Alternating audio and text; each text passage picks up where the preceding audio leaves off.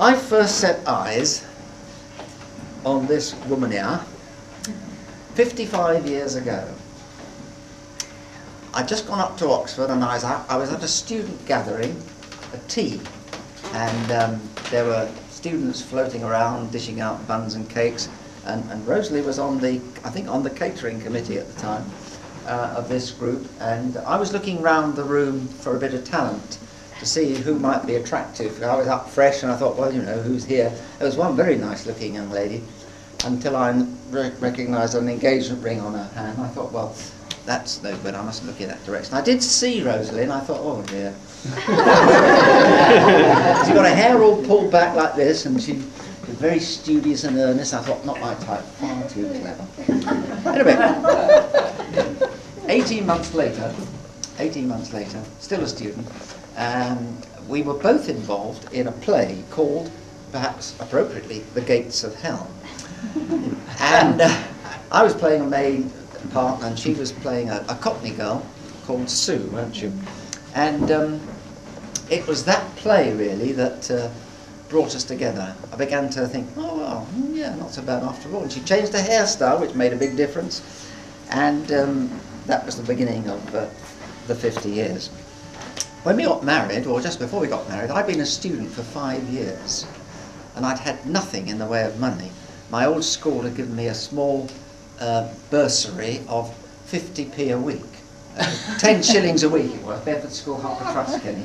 Yes, because I was doing extra studies and was not getting any grant for it after my first degree. And by the time it came to getting married, I got nothing. I managed to get some work, and I worked as a bricklayer's labourer. They were building a turkey house on this farm, and it was piecework. And these two bricklayers were working like the clappers, and I was supplying them with all the cement to put the bricks down. And I'd never worked so hard in all my life, either before or since, physically. But they were very fair. They split the money 3 ways, and that money paid for the wedding ring and the honeymoon. And a fortnight after the honeymoon ended, as soon as the honeymoon ended, we went straight to my first church, and I was on £400 a year. No wonder my future father-in-law got a little bit worried when he thought about my prospects. He questioned me very gently, as he would do. Do you think you can support, in those days it was a bit like that, support my daughter, because he knew I'd got nothing. But that's how we started. But we didn't just start like that on low money. Rosalie, after all, did some teaching, and she was earning almost double what I was. We were meant to have a house ready, and when we got to the church, the house was just a base, concrete base, nothing else. And so they said, we fixed you up with accommodation. You're going to Mrs. So-and-so's down the road.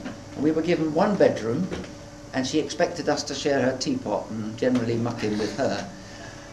We had 3 weeks of that. I don't quite know how we survived that, but we did, until someone lent us a caravan. It wasn't a mobile home, it was a touring caravan, small. And they parked that on the side of the church. They dug some steps down to the back door of the church. We used the kitchen, deep sink, for washing. We walked through the church to the toilets, men and women, for our toilet. And when we needed a bath, we used to have to go and knock on someone's door with a towel and go in and have a bath in someone else's house. And we lived like that for 5 months.